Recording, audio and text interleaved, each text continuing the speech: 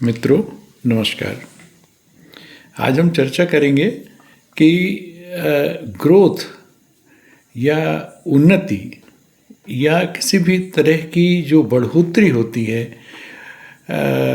उसे हम किस आधार पर समझें, उसका क्या आधार होना चाहिए।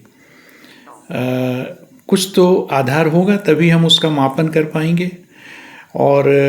मापन की इकाई होगी यह तो मैं नहीं कहता, लेकिन फिर भी एक अंदाज होता है कि हाँ इस व्यक्ति ने यह प्रगति की, तो उस प्रगति का क्या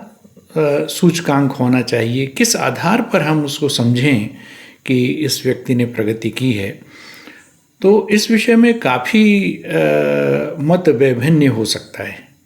क्योंकि कुछ लोग ये सोच सकते हैं कि किसने कितना धन वैभव अर्जित किया, किसने कितना अर्थोपार्जन किया, किसने विद्या का कितना उपार्जन किया, कौन कितना विद्वान हो गया, किसका मस्तिष्क कितना तेज है, कौन कितना इंटेलिजेंट है, प्रतिभावान है। और सबसे बड़ी बात हम ये भी सोच सकते हैं कि किसने कितना यश और सम्मान, कितनी कीर्ति अर्जित की कि उसके मरने के बाद भी उसे याद किया जाएगा, इत्यादि इत्यादि। तो ऐसी बहुत सी बातें हो सकती हैं। किसने अच्छा हेल्थ अपना बना लिया, स्वास्थ्य अच्छा बना लिया, किसने योग किया, किसने किस प्रकार से धार्मिक रुझान किस में कितना ज़्यादा था, कौन अति धार्मिक कहा जा सकता है, धर्म प्राण व्यक्ति जिसे बोलते हैं कि धार्मिक कृत्यों में बहुत सहयोग करता है या धार्मिक आयोजनों में बड़ी रुचि लेता है। तो इस आधार पर भी, या दान पुण्य बहुत करता है, इस आधार पर भी कुछ लोग कहते हैं कि भाई इस व्यक्ति ने बहुत प्रगति की और इसमें ग्रोथ दिखाई दे रही है। तो वो जो ग्रोथ है, जिसे कि अंग्रेजी में ग्रोथ बोलते हैं और हिंदी में आप उसे समझ सकते हैं किसी भी प्रकार की बढ़ोतरी या प्रगति, उन्नति, तो उसका क्या इसमें से कोई आधार जो मैंने अभी गिनाया या इसके अतिरिक्त और कोई जो भौतिक से संबंधित हो या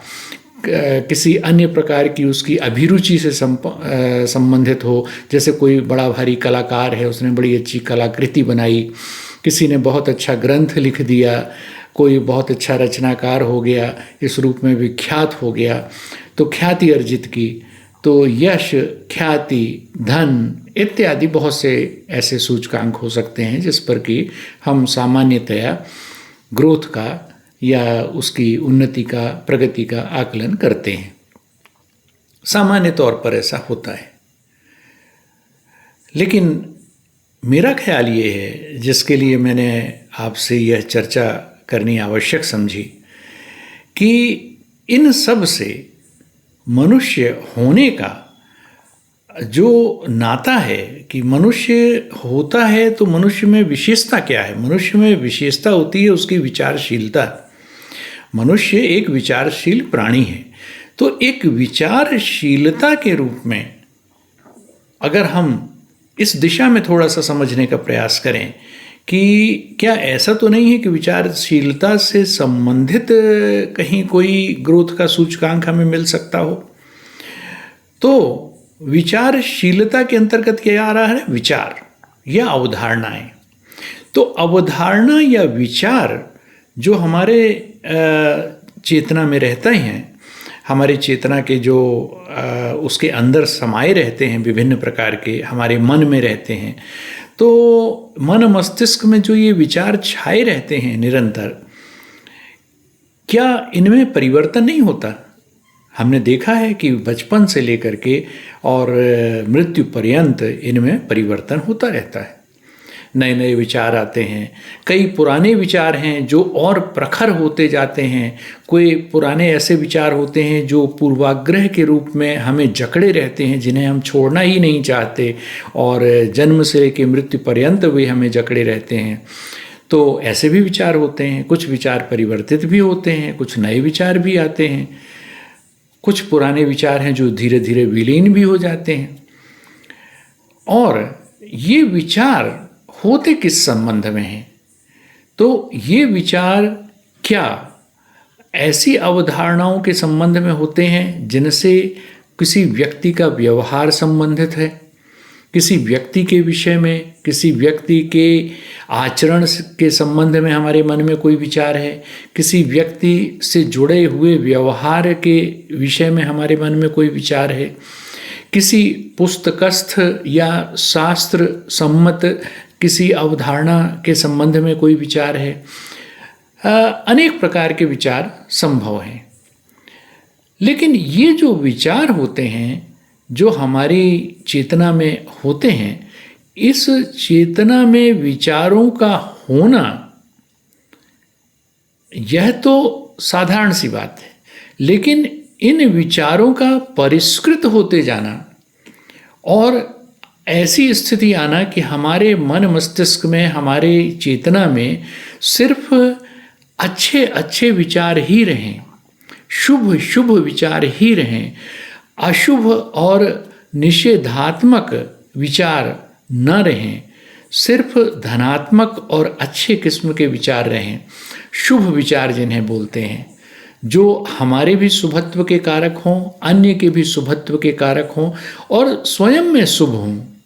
ऐसे विचार, सद्गुणों के विषय में जो विचार हैं, अगर ऐसे विचार अवधारणा के रूप में हमारे मन में ज़्यादा से ज़्यादा आ जाते हैं, इनकी भरमार हो जाती है,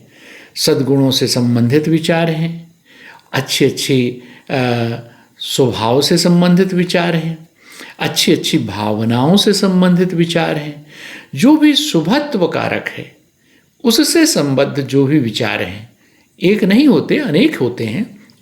वे सभी विचार या उस प्रकार के कुछ विचार जब हमारे मन मस्तिष्क में आ जाएं और साथ ही जो नकारात्मक विचार हैं, जो इस प्रकार के विचार हैं जो अन्य व्यक्ति की निंदा से, आलोचना से या